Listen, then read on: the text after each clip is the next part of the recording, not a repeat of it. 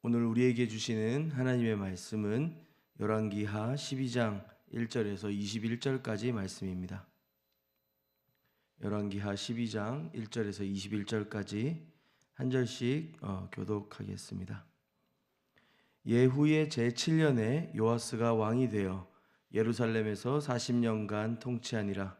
그의 어머니의 이름은 시비아라 브엘세바 사람이었더라. 요아스는 제사장 여호와다가 그를 교훈하는 모든 날 동안에는 여호와 보시기에 정직히 행하였을 때 다만 산당들을 제거하지 아니하였으므로 백성이 여전히 산당에서 제사하며 분향하였더라. 요아스가 제사장들에게 이르되 여호와의 성전을 거룩하게 하여 드리는 모든 은 곧 사람이 통용하는 은이나 각 사람의 몸값으로 드리는 은이나 자원하여 여호와의 성전에 드리는 모든 은을 제사장들이 각각 아는 자에게서 받아들여 성전의 어느 곳이든지 파손된 것을 보거든 그것으로 수리하라 하였으나 요아스 왕 제23년에 이르도록 제사장들이 성전의 파손한 데를 수리하지 아니하였는지라. 요아스 왕이 대제사장 여호와다와 제사장들을 불러 이르되 너희가 어찌하여 성전의 파손한 데를 수리하지 아니하였느냐. 이제부터는 너희가 아는 사람에게서 은을 받지 말고 그들이 성전의 파손한 데를 위하여 드리게 하라. 제사장들이 다시는 백성에게 은을 받지도 아니하고 성전을 파손한 것을 수리하지도 아니하기로 동의하니라.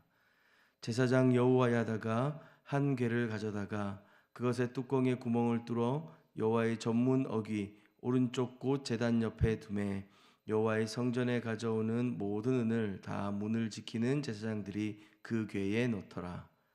이에 그 궤 가운데 은이 많은 것을 보면 왕의 서기와 대제사장들이 올라와서 여호와의 성전에 있는 대로 그 은을 계산하여 봉하고 그 달아본 은을 일하는 자 곧 여호와의 성전을 맡은 자의 손에 넘기면 그들은 또 여호와의 성전을 수리하는 목수와 건축하는 자들에게 주고 또 미장이와 석수에게 주고 또 여호와의 성전 파손한 데를 수리할 제목과 다듬은 돌을 사게 하며 그 성전을 수리할 모든 물건을 위하여 쓰게 하였으되 여호와의 성전에 드린 그 은으로 그 성전의 은 대접이나 불집게나 주발이나 나팔이나 아무 금그릇이나 은그릇도 만들지 아니하고 그 주어 그것으로 여호와의 성전을 수리하게 하였으며 또 그 은을 받아 일꾼에게 주는 사람들과 회개하지 아니하였으니 이는 그들이 성실히 일을 하였음이라.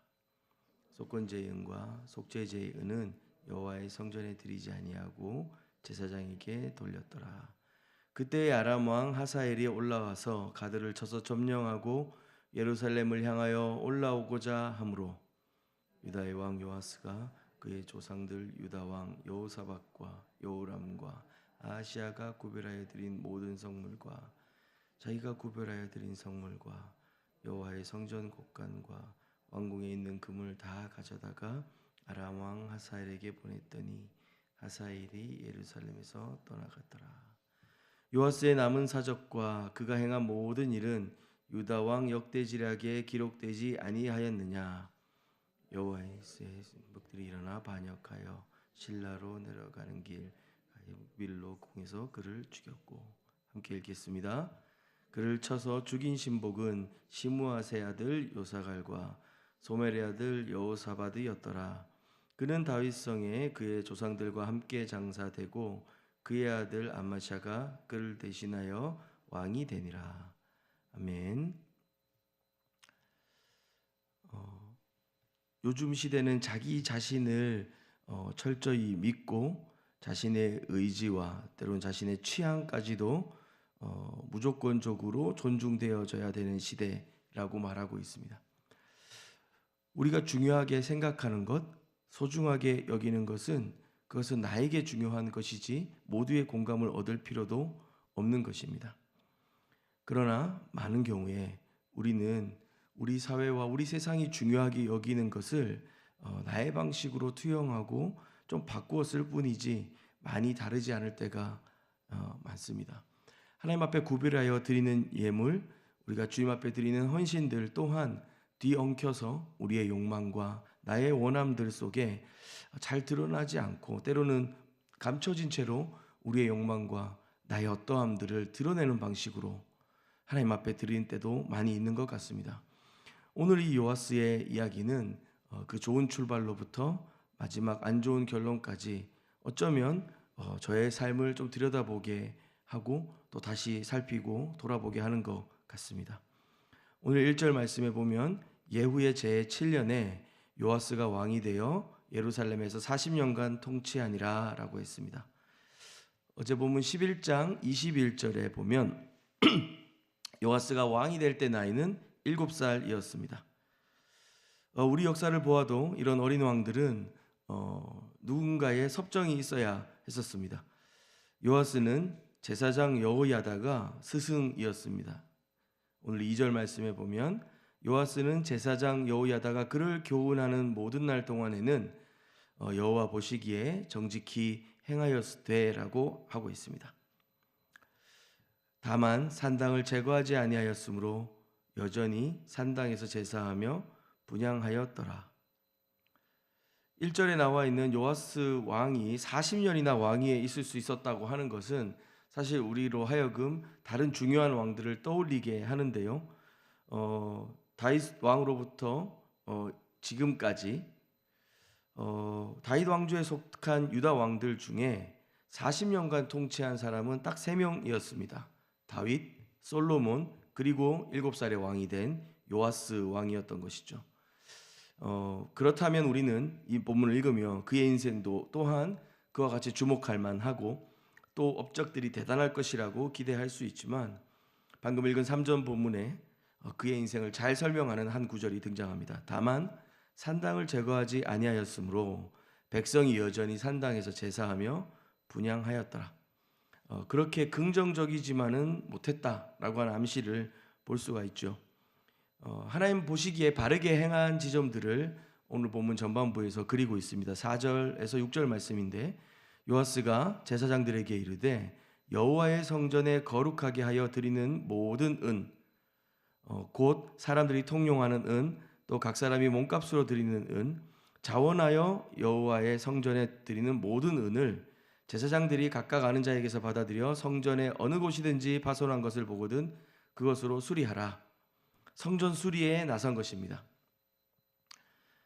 그러나 사람들은 삶이 힘들 때 소중하게 여기는 것이 무엇인지 드러나기 마련인데요. 예전에 선교사님들하고 이렇게 이야기하다 보면 후원이나 모금이나 재정이 어려워질 때 가장 먼저 포기하는 것이 보험 납입금이었다고 합니다.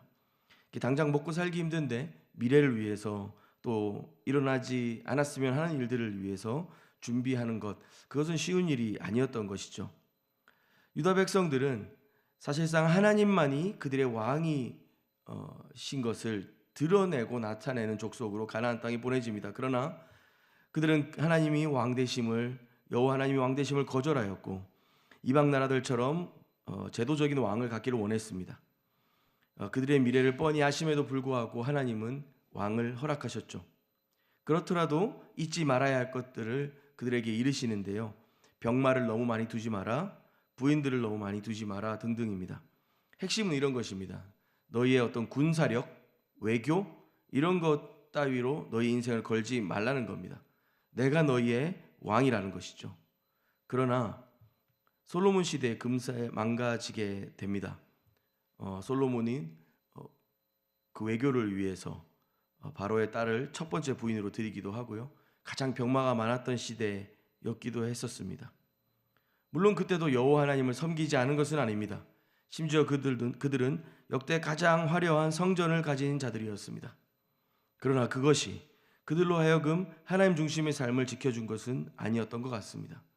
그들의 건물과 그들의 위력과 그들의 나라의 권세가 그들의 신앙을 지켜주지 않았습니다.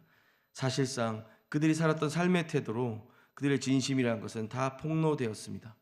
오늘 본문을 보면 어떻습니까? 성전이 오래되어 보수가 필요합니다. 그래서 그 일을 요아스 왕은 제사장들에게 맡겼죠. 그런데 6절 요아스 왕 제23년에 이르도록 제사장들이 성전의 파손한 데를 수리하지 아니하였는지라 라고 했습니다. 7살의 왕이 된 요아스가 이제 30이 된 것이죠. 제사장들이 악의를 가지고 반대한 것이라고 생각할 수도 있겠지만 사실상 그냥 두면 그게 원래 자연스러운 것이 인간의 일인 것입니다. 오늘 본문에 보면 요아스에게 이 맡긴 일을 이제 그리고 그 들어온 헌금에 대한 구분들이 좀 있는데 세 번역으로 보면요. 요아스가 제사장들에게 말하였다. 주님의 성전에 들어오는 모든 헌금, 곧 일반 헌금, 의무적으로 부과된 헌금, 자원하여 주님의 성전에 가져온 헌금 모두를 제사장들이 담당하는 회계로부터 받아서 성전에 수리할 곳이 발견되는 대로 수리할 것을 모두 고치도록 하십시오. 이 헌금들이 다 뒤섞여 있습니다. 그리고 제사장들과 함께 일하고 있는 담당 회계들로부터 직접 제사장들이 받았던 것이었죠. 그러다 보니까 이 일들은 생활비나 아니면 운영비, 가족들이 있었을 테니까요. 그리고 그 제사를 지내고 성전을 운영하는 일에 급한 일에 먼저 쓰여졌던 것 같습니다. 요아스는 하나님이 주신 지혜로 이 상황들을 좀 타개내는데요. 8절에 보면 제사장들이 다시는 백성에게 은을 받지도 아니하고 성전 파손한 것을 수리하지도 아니하기로 동의하니라. 지혜를 냅니다. 그래서 투명하게 징수하도록 궤를 성전 앞에 가져다 두고요. 그리고 그것을 사용하는 데 있어서 제사장들이 담당 회계로부터 받는 것이 아니라 직접 전문가들에게 흘러가게 했고 또 그들이 필요한 대로 사용할 수 있도록 했습니다. 그래서 이 일들은 각자의 역할들을 성실히 수행함으로 23년간 멈춰 있었던 성전 보수의 일들이 진행되기 시작하는 것이죠. 그리고 이 와중에서도 이 제사장들의 삶을 지키는 일에 요아스는 놓치지 않았습니다. 16절 말씀에 보면 속건제의 은과 속죄제의 은은 여호와의 성전에 드리지 아니하고 제사장에게 돌렸다. 제사장들도 먹고 살 수 있도록 상황들을 마련해 둔 것입니다. 우리의 삶을 들여다보면서요, 우리의 겉으로 나타나는 모습 매우 우리가 때로는 율법적이라 생각하며 중요하지 않다라고 생각할 때가 많이 있습니다. 그러나 우리 스스로가 우리의 삶을 들여다보고 자기 자신을 평가해 볼 때 우리가 사실은 모양 없이 우리의 마음을 담아내는 것은 또 쉽지 않다는 것을 생각하게 됩니다. 우리가 하나님 앞에 어떤 우선순위를 가지는 진심만 있으면 된다라고 생각할 때가 많이 있지만 그 진심을 드러낼 수 있고 나타낼 수 있도록 우리의 삶을 분명하게 구분하고 또 지혜롭게 다스릴 필요가 있겠습니다. 오늘 이 요아스는 23년 동안 멈춰 있었던 성전 보수의 일을 다시 일으킵니다. 그가 제사장들에게 명령했고 부탁했던 일이었고 위임했던 일이었습니다. 틀리지 않았고 잘못된 일은 아니었습니다. 그러나 그 일이 어찌된 일인지 멈춰 있고 그들이 성전을 보수해야 되는 부르심들이 막혀져 있었습니다. 그때 그는 그 상황을 어쩔 수 없다 그냥 내버려 두지 않았고 우리가 놓치는 것이 무엇인지를 고민하게 되었으며 실제로 그 일이 되도록 지혜를 내었던 것입니다. 또한 그들 삶 안에 물론 제사장들의 삶이 중요합니다. 그들의 삶이 영유되고 제사들이 계속 진행되는 것도 필요합니다. 그러나 그런 일들에 우리의 삶의 욕심이나 우리의 어떤 혼재된 우선순위나 중심들로 인하여서 넘어지지 않도록 스스로를 세울 뿐만 아니라 그리고 각자의 역할들을 잘 구분해주고 그들이 시험에 들지 않고 맡겨진 일들을 충실히 함으로 이 모든 일들이 진행될 수 있도록 했던 것이죠. 이렇게 탁월하고 지혜롭게 사역들과 삶을 감당했던 요아스였지만 그의 마지막은 끝이 좋지 못했습니다. 우리가 읽었던 2절 말씀에 보면 요아스는 제사장 여호야다가 그를 교훈하는 모든 날 동안에는 여호와 보시기에 정직히 행하였을 때라고 했습니다. 요아스는 그의 영적인 스승이었고 그의 부모와 같았던 여호야다가 살아있을 때에는 하나님이 보시기에 하나님 그 눈 앞에서 바르게 행했습니다. 역대하 24장에 보면 왜 갑자기 여호야다가 이렇게 다른 모습을 보이는지를 좀 우리가 힌트를 찾을 수 있는데요. 24장에 보면 이 대제사장 여호야다가 죽은 후에 요아스가 우상숭배의 길로 접어들게 됩니다. 그리고 여호야다의 아들 스가랴를 통해 하나님은 요아스가 돌아오라 라고 말씀하셨지만 이 요아스는 스가랴를 성전뜰 안에서 돌에 맞아 죽게 하였습니다. 40년간이나 지속된 그 왕권, 그 왕위에서 본인이 이렇게 괴물로 변해버린 것인지, 아니면 여호야다를 상실한 그 이후 그 공허한 마음을 우상이나 다른 신으로 채우려고 했던 것인지, 아무리 그를 이해해 보려고 노력하지만 그가 했던 잘못은 사실 한 사람을 죽인 것에 지나지 않는 것이 아니라 하나님의 말씀을 무시하고 하나님의 임재를 떠나고 하나님의 살아계심을 부인하는 행동이었습니다. 이에 하나님께서는 징벌하시죠. 그것이 오늘 본문의 17절 18절에서 나타나고 있는 아람 왕 하사엘이 쳐들어오는 일입니다. 오랫동안 궁전 생활을 하고 성전 보수를 경험한 요아스는 오히려 성전에 무엇이 있는지, 그 이방에게 갖다 바칠 것들이 어디에 많이 쌓여 있는지 잘 알았던 것 같습니다. 그 조상들의 성물까지 다 꺼내고 자기가 구별하여 드린 성물들도 다 꺼내서 여호와의 성전 곡간과 왕궁에 있는 금을 다 가져다가 아람 왕 하사엘에게 바칩니다. 이에 하사엘이 예루살렘에서 떠나가죠. 오늘 이 말씀은 또 오늘 하루 우리의 삶을 점검하고 또 돌아보게 합니다. 우리는 이 성전 보수에 우리의 삶을 결단하고 헌신하고 드릴 정도로 이 요아스의 왕처럼 뜨거운 마음을 가질 때도 있습니다. 엄청난 헌신과 사랑의 수고들을 감당할 때가 있죠. 그러나 하나님의 말씀이 우리로부터 멀어지게 되고 떠나게 될 때 우리는 또 할 일 없이 세상의 길로 접어들곤 합니다. 우리의 이 연약함 중에 주님이 오늘 이 말씀을 통해서 우리에게 주시는 이 여호야다가 살아있을 동안에 요아스가 하나님 앞에 정직히 행하였다는 사실을 좀 기억하면 좋겠습니다. 우리가 그 말씀을 떠나서 살아갈 수 없으며 하나님의 임재와 그분의 인도하심과 지도하심 없이는 우리가 신앙적으로 때론 종교적으로 많이 이루어낸 일들이라 할지라도 그것은 한낱 그냥 과거의 일로 사라질 수 있습니다. 그리고 우리는 하나님을 안다 말하고 또 하나님을 따라 산다고 말하지만 또 그렇게 하나님을 떠나버렸을 때 우리 마음에 하나님을 얼마나 업신여기며 우리의 눈에 보이게 좋은 일로 하나님을 그렇게 탕진해버리는지 좀 돌아보고 회개하며 그렇게 주님 앞에 나아갈 수 있으면 좋겠습니다. 우리 함께 기도하겠습니다. 하나님, 거룩하신 주님의 성전을 다시 세우고 보수하며 또 멈춰 있었던 그 시간들을 다시 일으켜 지혜롭게 그 삶을 감당할지라도 주의 말씀을 떠나서는 하루도 살 수 없는 우리인 것을 기억하게 하여 주시옵소서. 주의 말씀으로 우리를 가르쳐 주시고 지도해 주시고 우리의 삶을 인도해 주시옵소서.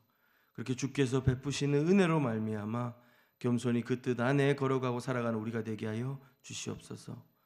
사랑하고 감사하며 예수님의 이름으로 기도합니다. 아멘. 우리 같이 기도할 때 먼저는 우리가 하나님 보시기에 바르게 행할 수 있는 삶을 간구하며 기도했으면 좋겠습니다. 그 말씀 안에 걸어가며 우리 삶에 무너진 것들을 다시 회복하고 은혜로 주님 우리를 다시 그 주님 앞에 견고히 세워가시도록 우리의 신앙과 우리의 삶을 주님 앞에 솔직히 고백하고 회개하고 돌이키며 그 은혜를 구했으면 좋겠습니다. 또 한번 기도할 때 우리의 가정을 위해서 또 기도하면 좋겠는데요. 우리가 우리의 가정 안에 무너진 영역들이 무엇이 있는지, 우리 자녀들과 우리 가족들이 말씀 앞에 어떻게 살아가고 있는지 우리의 가정의 예배와 그 삶을 돌아보며 기도했으면 좋겠습니다. 또한 개인적으로 기도하실 때 다음 주에 있을 특별 새벽 부흥회를 위해서도 기도해 주십시오. 하나님 은혜 주시고 말씀하시며 우리에게 새로운 또 시작과 길들을 열어주시고 인도하시도록 그 은혜를 간구하며 기도하시면 좋겠습니다. 개인적인 기도로 더 풍성히 주님 앞에 나가도록 하겠습니다.